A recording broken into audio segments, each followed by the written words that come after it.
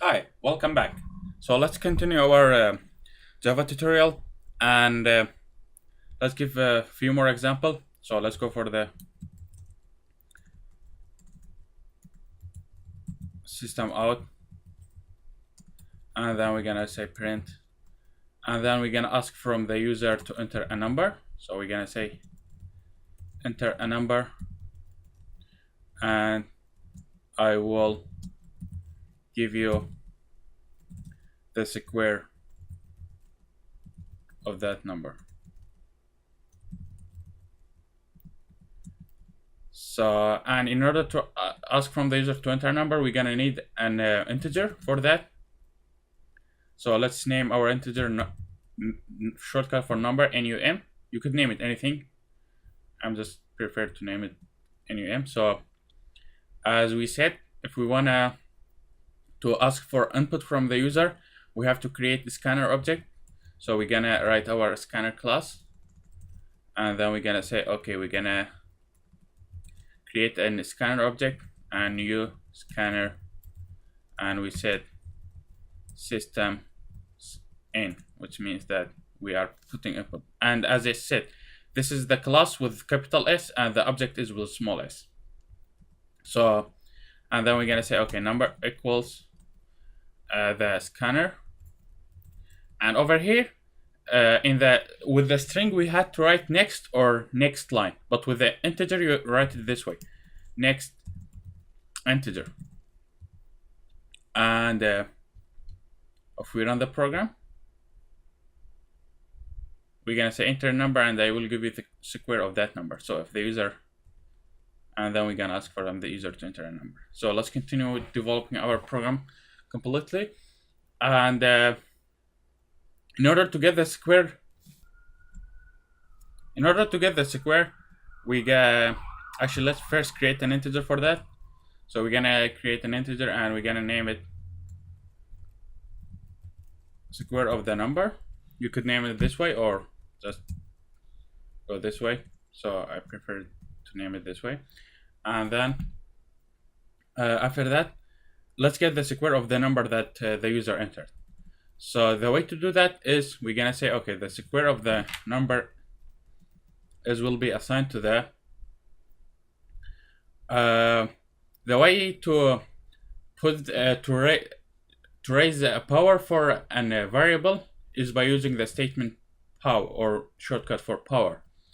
So if I want to get the square of the number, so I have to raise a power for it, which is power 2. So, and in order to do that in the in the Java, we can use this statement, but what we could use is the power statement. And over here, we're gonna put our number, which we would like to put the power for it. So basically, this is the base, and this is gonna be the power, which is 2, because we're gonna get the square, which is 2. But if I run this statement now, I'm gonna get few issues. And let's see what's gonna happen. First, it's gonna say I can't find the symbol pow because it doesn't know where does this symbol exist. So what we have to do is insert our math class. So the way to do that is just type in math and dot pow, and then we get our math class. Or you could simply import it over here. You could say import Java lang. It's in the language, and we're gonna say math. And over here we don't need the static, but since we're gonna also need to access to the pow, so if I read the pow over here, I went to the deep level, so I have to put the static over here. So I'm gonna say import static Java language math.pow, and here we go. Now if I run this number, I don't have to put the math over here because I already specified it over here. But if I didn't put this, then I had to put the math over here. So let's go with this one first, and in the other run, we're gonna use the other method.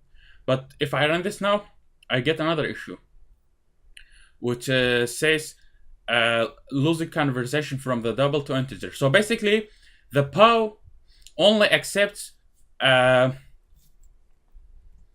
only deals with the doubles, and we already gave him the our integer num as a integer, not as a double. So that's why it's gonna raise an issue for us. So one way to do that is by converting our variables to double, but it's like maybe you don't want to do that, or so we could. Another solution is by putting integers over here. So basically, by putting it over here, I forced the POW to accept the integer. So if I run this now, our program will run without any problem. So if I run it, and we're gonna output the square in the later. So okay, yeah. So this time we use the math, and in this time, let's use the other method, which is the import static java lang math. So yeah, and let's system.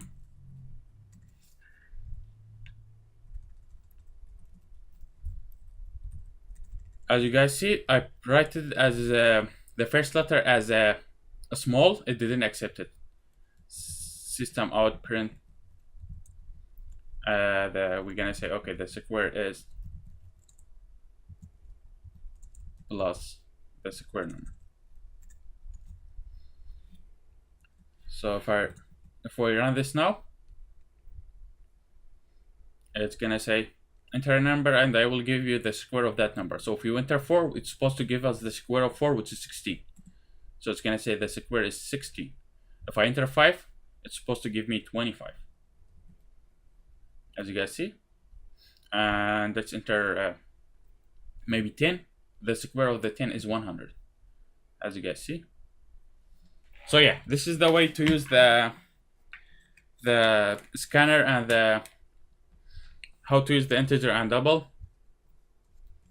Now let's give an example about the double. So basically, let me create an double, name it temperature, and then from the we can ask from the user system.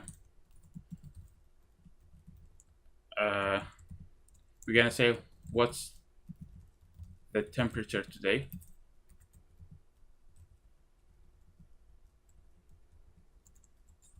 We're gonna say that, and actually this time I'm not gonna print it on new line. So what we will do is just put an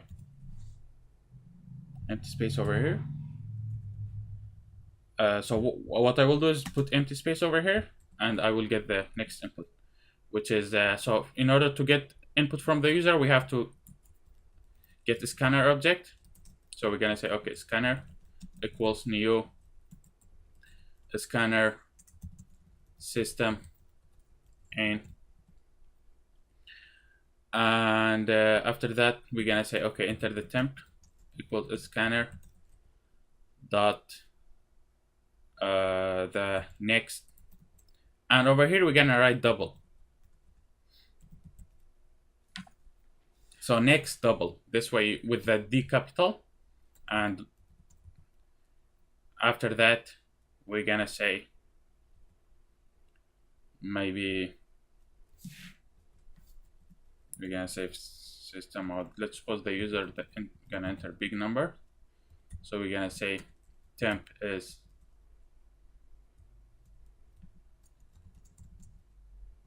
high.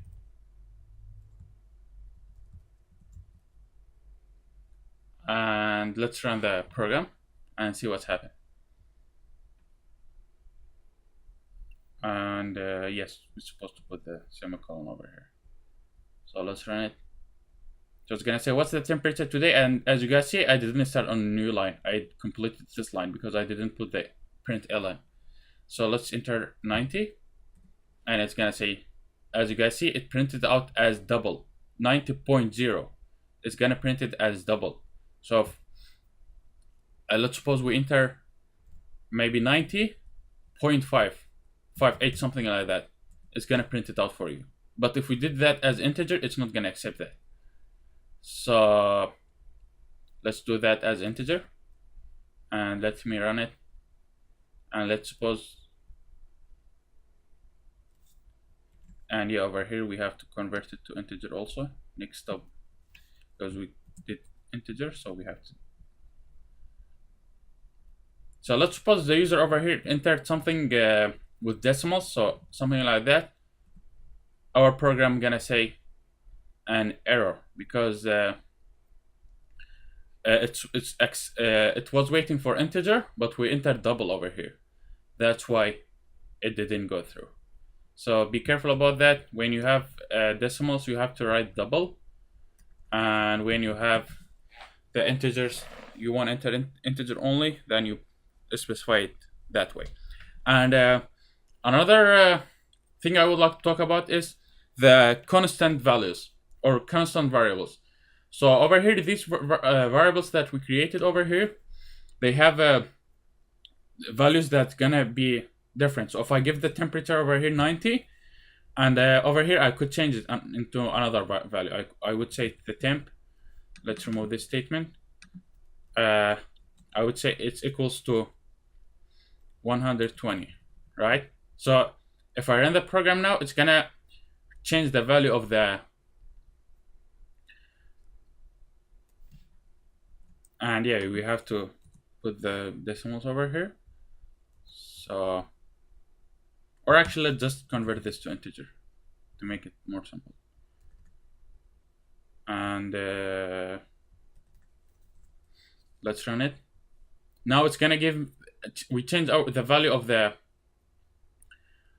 the temperature from 90 to 100. But if we had a constant variable, we can't change that value. So the way to write the constant value is you type in final, and you specify the type of the variable. So we're gonna name it integer, and I will make it maybe mid temperature. And yeah, when you're writing a constant variable, you name it as capitals. As you guys see, I write it all capitals to specify that it's different from the other variables. So let's give it 50. And the difference between the constant variable and the other variables is we can't change the value of the constant variable. So if I try to do mid temp equals 60, it's gonna give me an error because it says no, this is final. This value is final. I can't change this value. So that value must be final. So it's gonna see, as you guys see, it says can't assign value to final variable because it's the value 50 is final. You can't change that. So this is useful. Like sometimes you have a variable that you don't want to change its value throughout the program. So naming it as a constant gonna be useful. So let's use the constant in our program. So if I run this now, it's gonna say 50 is too high. As you guys see, is high. So this is the constant variable. And now let's talk a little bit about the operators and the math operations in the Java. So let's create a free variable. Let's name it x equals 5, and then we're gonna create a variable y equals 6, maybe 6, or let's give it a small value 2. So if I create another variable, name it a, and I say a equals x plus y, then it's gonna say okay, a now is gonna be 5 plus 2, which is 7. So if I say system out, print the a for me, it's gonna give me 7. The same thing if I put the minus sign over here or the negative, it's gonna say 5 minus 2, which is 3. As you guys see. Or maybe if I do it multiplication, I will get 5 multiplied by 2, it's gonna give me 10. Or maybe the division. For the division, we're gonna use the forward slash, and as you guys see, it gave me 2. even if I divide 5 by 2, I'm gonna get 2.5, right? But we said integer does not accept any decimals, so it's gonna throw away that decimal. So if we do that, we're gonna say 5 multiplied by 2, it's gonna give me 2.5, but it's gonna say, wait, I am dealing with integer, so it's gonna throw away the decimal value, and it's gonna just continue with the integer. So if I change the 8 to the double, let's see, I get 2.0, and you would say, why that happened? Aren't we supposed to get 2.5? Because 5 divided by 2 is gonna give me 2.5, not 2.0.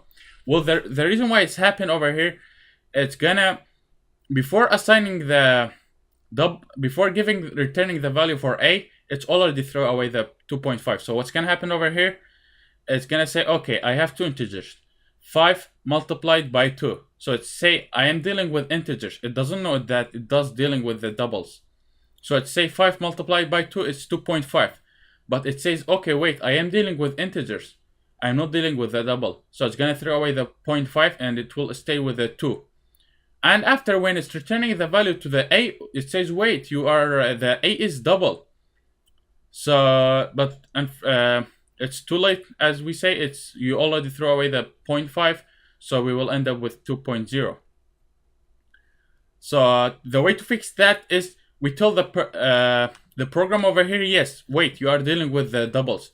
You are not dealing with the integers. So one way to do that is just by typing, as we said in the previous example, we typed the integer. Now over here we're gonna say double. So by doing that, we're gonna convert the x to double, and the program will know that time it's working with doubles. So one way to do it this way. Another way is just multiply maybe x or y, either one of them, by 1.0. And we could also do that with the 1.0. So the reason why we're doing that is we want the program to know that it's dealing with integer, double. It's not dealing with integers. And if we want to do it with the x multiplied by if I do it this way, it's gonna say, okay, x multiplied by x divided by y, then multiplied by the 1.0.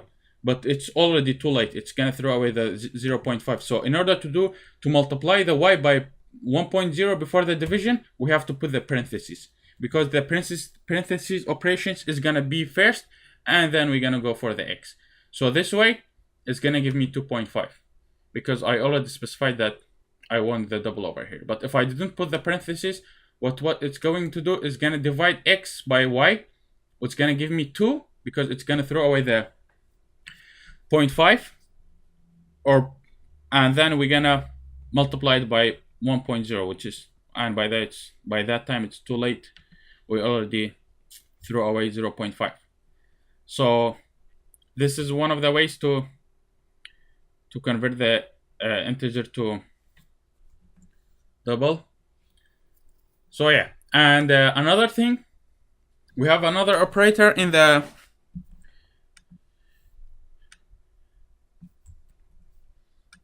our program. So let's return 8 as integer. We're gonna say a equals x modulo y. So what's this gonna return is for me, it's gonna divide 5 by the 2. So what we will be getting is, and it's gonna give us what's the remaining from the division. If I let's capture the screen and explain what's happened. So what's gonna happen over here, we have the x divided by 2, right? And what does the modulo operator do is gonna say, okay, gonna get over here 2. So 2 multiplied by 2 is gonna give me 4, right? And I will having remaining of 1. So this module is gonna return this one. So now the a will have the value of 1. And so let's run it and see what's happened. As you can see, the a has value of 1. So if I change this value maybe to 9, and the y to 3. Let's see what's gonna happen. Let's run the program. Or before that, let's explain by capturing the screen what's gonna happen. So